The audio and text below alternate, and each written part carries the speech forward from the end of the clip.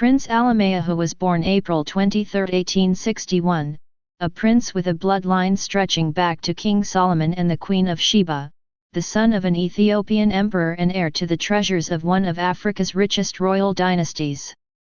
Ethiopia has never forgotten its boy prince, captured by the British Army and taken to England, where he died more than a century ago, a lonely, royal orphan and curiosity who still lies entombed in Windsor Castle. The prince spent barely a brief decade in his country of exile, arriving at age 7 and dying at 18. Prince Alemayehu was the son of the Empress Tirework and Emperor Tewodros, in a royal lineage that claimed to go back to King Solomon and the Queen of Sheba.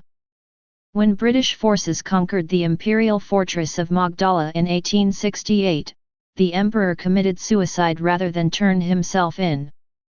The British, who carried back numerous treasures and war trophies, decided to bring the prince and his mother to England, reportedly as hostages, but the empress died during the trip due to reasons that remained unclear.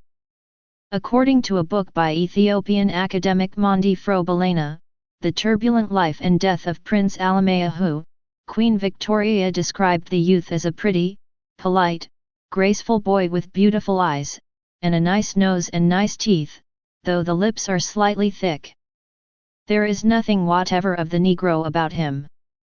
Chapter 2, Prince Alemayehu uprooted from his home. Prince Alemayehu was uprooted from his home after the British defeated his father in the Abyssinian expedition of 1868. Taken to England as an orphan 7-year-old, speaking no English, he was befriended by the Queen and became an unwilling national celebrity. The young boy was sent to boarding school and officers' training school at Sandhurst. Alemayehu may well have been the first Ethiopian international adoptee in Britain, though he was never officially adopted. While he had various guardians, he was essentially a ward of the British government. Chapter 3, British Officer, Captain Tristram Speedy. A British officer, Captain Tristram Speedy, was appointed as the guardian of the young boy. The distressing alarm that then seized him, rendered him so timid that for the following 3 months, no persuasion could induce him to sleep out of my arms. So great was his terror that if he happened to wake and find me asleep, he would wake me, and earnestly beg me to remain awake until he should fall asleep, and it was only by continued care and tenderness that he is gradually losing his timidity. Dr. Mondi Frobalena, an Ethiopian academic researching the life of Alemayehu, said, he didn't have any friends or family to call on. There were letters coming from Abyssinia from his grandmother, and all the letters said, "When are you coming back? Your people are expecting you." But I suspect these letters were never shown to him. Chapter 4, A Prince in a Long Line of Royalty. A prince in a long line of royalty, Alemayehu was stateless and homeless, in the sense of never having been allowed to return to Ethiopia, and never fully feeling comfortable in England. Alemayehu was refused permission to return home despite the pleas of his grandmother.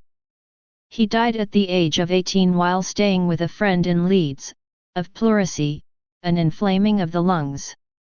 Chapter 5, Prince Alemayehu died alone aged 18. But, taken as a boy to Victorian England by British soldiers, who ransacked his father's mountaintop palace, Prince Alemayehu died alone aged 18. He was buried at Windsor Castle, with Queen Victoria describing as too sad his short life and early death.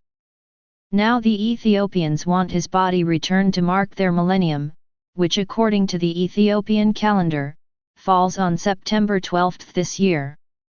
Campaigners in Ethiopia argue that Alemayehu was not so much taken in as spirited away, he was just as much of a war trophy as the gold crowns, and altar pieces seized by the army of Sir Robert Napier, sent by the monarch to crush Emperor Tewodros.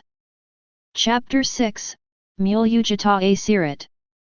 Mul'ujata Asirat, a second cousin of Ethiopia's last emperor, Haile Selassie, and a senior figure on the organizing committee of the Millennium celebrations, said the return of the remains for burial in a monastery, in the northern city of Gondar, would remove a blight on relations with Britain. He told The Independent, "The prince was a prisoner of war. Our relations with Britain are good and warm, but the episode of Prince Alamayehu represents a dark side of that relationship. His return would be a cause for celebration here, and what better time for it than this very African millennium of ours?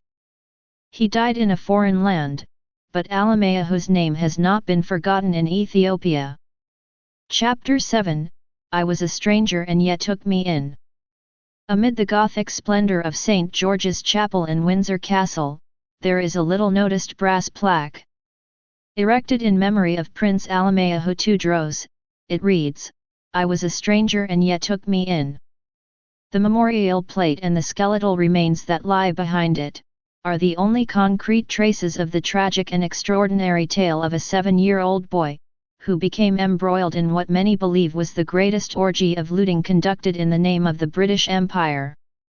The young prince was not the only thing the British took from Magdala.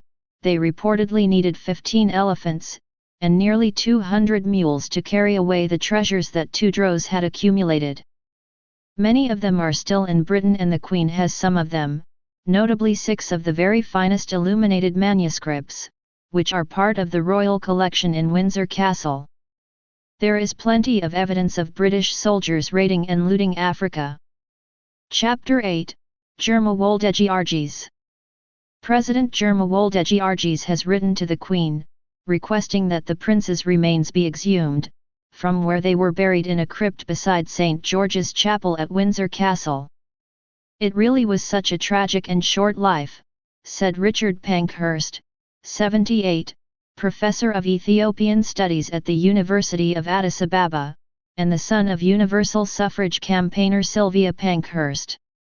"The boy saw his parents die, he was taken from his home, sent to India and then to the intense cold of England, but the government simply refused to listen to his requests to return home." Chapter 9, Britain sent military force to Palace of Emperor Tewodros.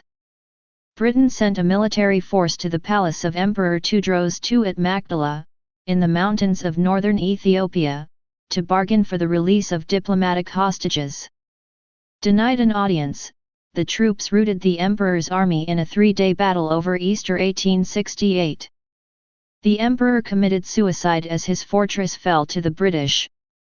The 7-year-old prince's mother succumbed to illness days later. In the care of the British, he was first handed to the Raj in India, which administered Abyssinia, and then sent to Britain. Chapter 10, Education and Training. In London he was befriended by Queen Victoria, who enrolled him at Rugby School, and later sent him to Sandhurst for officer training. But, having grown up in a royal household, he never settled into British public school life.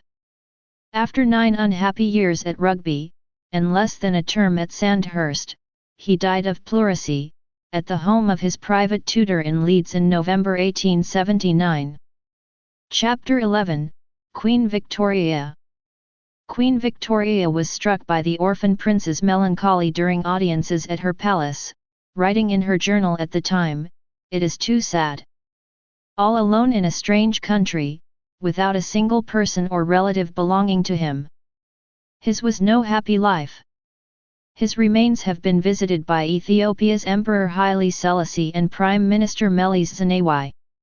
Officials at Windsor Castle refused to discuss private correspondence received by the Queen, but a spokesman for Ethiopia's embassy in London said she understood that the request was being considered. Chapter 12, The Prince was a prisoner of war. "The Prince was a prisoner of war," said Mulugeta Asirat, Haile Selassie's second cousin. "His return would ease the minds of lots of Ethiopians, who believe his rightful resting place should be here with his father." There have also been requests for the return of Ethiopian artifacts, including illuminated manuscripts and altar slabs, which are now held at the British Museum and in private collections at Windsor Castle. Thanks for listening to this biography. Here's to many more years of learning more about your most favorites famous people true stories together. Subscribe now. About GoodReadBiography.com. Our mission is to be the world's #1 and largest biography reference source to organize, disseminate the world's famous people biographies, and make them universally accessible and useful. Why you ought to be a fan of Good Read Biography. Knowledge is power. Knowledge is priceless. Discover the true stories of famous people from Africa, Americas, Asia, and Pacific, Europe and Middle East, including the world's most influential, controversial, and richest people in history. Enjoy listening to their fascinating biographies, autobiographies, memoir books, facts, accomplishments, and much more, all from the comfort of your desktop and mobile devices. Here's why you should subscribe to Good Read Biography newsletter. Thanks to all our worldwide fans with the passion to learn more about notable people in history. If you've already subscribed to our newsletter, you'll always be the first to continue receiving all our latest exclusive biographies, autobiographies, memoirs, and book reviews content. If you've not subscribed to our newsletter, do so now to receive and enjoy all the fascinating true stories about the people who inspire you.